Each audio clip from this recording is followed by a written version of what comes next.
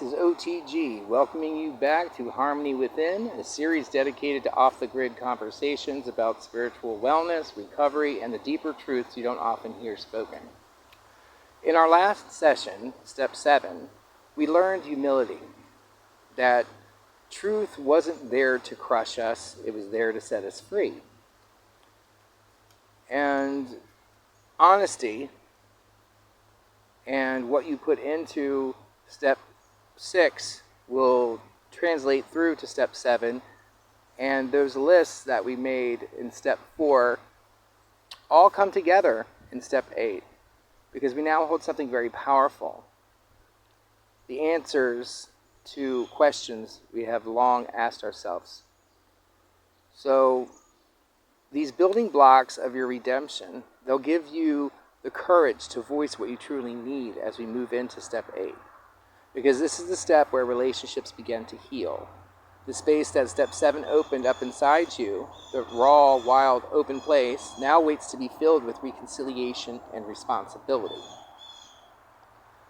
So the literature, the Big Book and Step Book, state that the beginning of the end of the isolation is what you get in Step 8.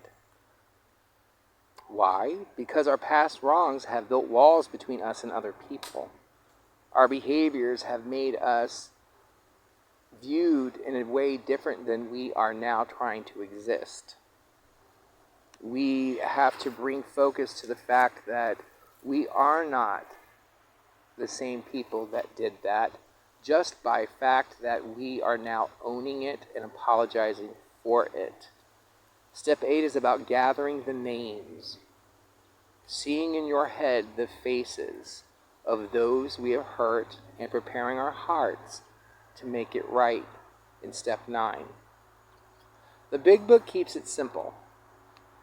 Make a complete list of those you have harmed. Become willing to make amends to them all, not just the easy ones. It's a step of truth and courage.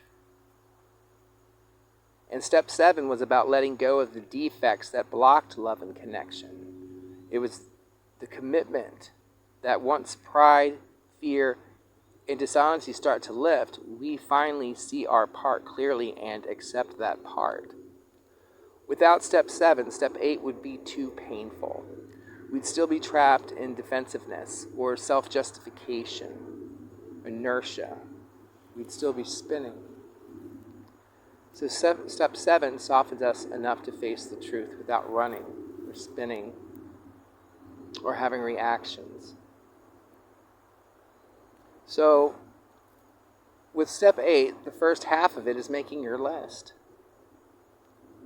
So Step 8 begins with that honesty I talked about in the truth, because this is an extension of that truth. Our moral inventory comes into play here because all of the things that we did, we normally did to someone, whether it's ourself or others, and ourself is also included in the amends. I think that's important to point out, is that you are your biggest victim, not just the others. We take care of the others, and that makes it easier to forgive ourselves. We do others first, and ourselves to the degree that gets us through to where we can focus completely on ourselves. So Step 8 begins with the honesty. We write down the names of everyone we've harmed, not just the ones we feel like facing, not our favorites, everybody. Some of this will come directly from your fourth step, as I mentioned. That inventory is important in shedding the skin that we're trying to. And others will surface, only now, as humility lets us see beyond our old resentments to maybe a new perspective on situations. And that's okay. Like I said when I was talking about Step 4, it became an Easter egg hunt. I was finding joy in picking out all of the weeds in my garden. And it's the same here. The more things you ask forgiveness for, the more forgiveness you get. And we don't worry yet about how to make the amends. That's Step 9. We're just writing a list right now. Our job is to face reality without denial. And it's simple in this first half where we make the list. Search your soul. Anywhere you get that feeling in your gut from an interaction, It does you no harm to apologize for it or to mention it or just show a conscious awareness that there might be an infraction you want to address. Sometimes even that's a nice token statement. You may feel like you injured someone that you did not. By mentioning it, he'll say, no, what do you mean? And you come off very humble. And some people will, hear that you're making amends. Some people might be holding something and come to you and say, you know what? This happened and you did this and I just wanted to let you know. And that's a perfect opportunity to say, hey, listen, I'm really sorry. Which is kind of the second half, becoming willing. The list is honesty. The willingness to move upon it and make these amends is grace. Willingness is grace. And willingness means accepting that amends are not only for them, they're for you too. Willingness is the key to our freedom from guilt, shame, and isolation. Sometimes willingness comes quickly. Sometimes we pray for it daily. The 12 and 12 reminds us that this step is about ending our separation from God and others. It's about connection. And connection is very important. Psychologically, step 8 is about emotional courage and relational accountability. It requires us to confront the past without minimizing it, to see the pain we inflicted in its entirety from another's perspective, to take responsibility without excuses or defending ourselves, leaving ourselves open to what we receive back. We prepare for conversations without controlling the outcome. Sometimes a prayer is nice to say, God, please watch over me and still my ego as I make these amends. Please keep me humble so that I can receive the grace that I wish. I think that's a fair prayer. I know I said it because I'm a chicken and it gave me strength. And, I wrote a list. I wrote a very, very thorough list.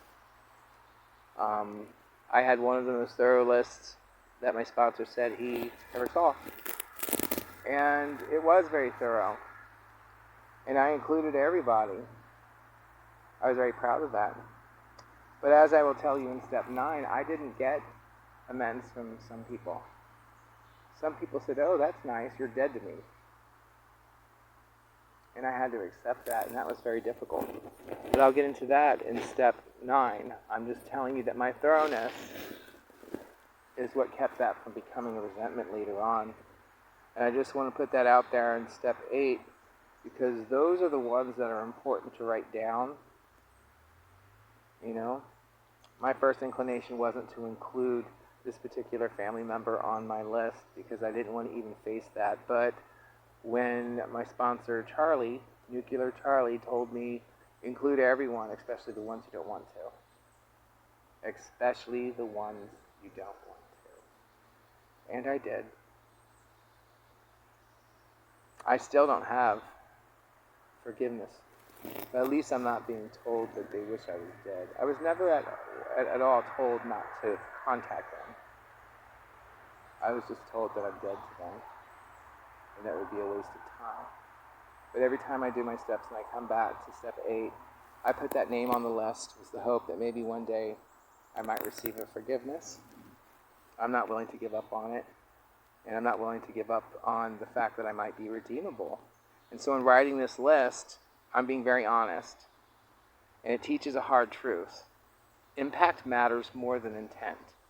We may not have meant to harm somebody, but the harm still exists, and it exists the way they perceived the pain. I have no control over that. I cannot resent that. I cannot be like, oh, well, this is my 10th year coming back around asking for forgiveness. At what point do I give up?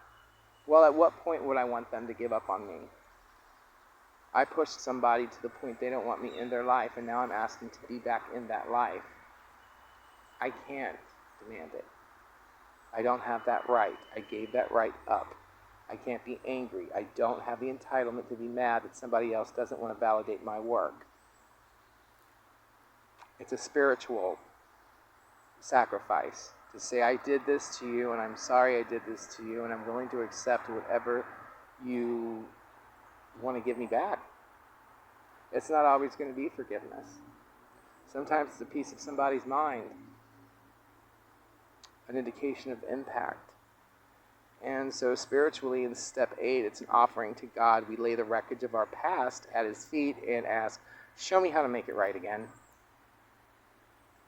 It's a confession before action, the inner work that makes step 9's outer work possible. Step 8 is an act of humility. It says, I am willing to go to anyone, anywhere for the sake of truth and healing. And like I said, I did. But there are some roadblocks that we need to be aware of. Like that selective willingness, only making amends to some. That's reserving grudges. That is not even step 6 criteria, where we're being entirely ready. Of fear. Fear is our enemy throughout life. And a fear of the consequences of saying you're sorry is natural. It's actually the reason we ran in our addiction. We feared a reality we couldn't face alone. So now we're facing it. It's the same beast. Fear of consequences is letting imagined reactions freeze us. Just like we let our addiction let us think that our imaginary evaluation of ourselves were true. Just like all those lies that we thought were truth and wielded as truth and injured ourselves upon, we had to give up. Well, we have to give up our right to be unscathed by our own actions. We have to give someone else the opportunity to give us grace or to give us back the pain. And the other one, the final third roadblock behind selective willingness and fear of consequences, is self-justification. Focusing on what they did to us instead of what we did to them. These are the last 3 components of the emotional dysregulation that we will be giving up and receiving instead their opposites. You will become more willing. You will become more courageous. And you will become justified in your actions because your actions will be forthright. And making amends is all of that rolled into one. Becoming willing in a practice. So, in the practice of making amends, if a name makes you tense up, that's the name to pray over. Ask God to show you that person through his eyes without the filter of resentment that you hold. Sometimes willingness is born out of empathy, recognizing their humanity, their wounds, their story. I always try to put myself in other people's shoes. And how step 8 prepares us for step 9 is that action itself. But without step 8, we'll cherry pick the easy amends and avoid the rest.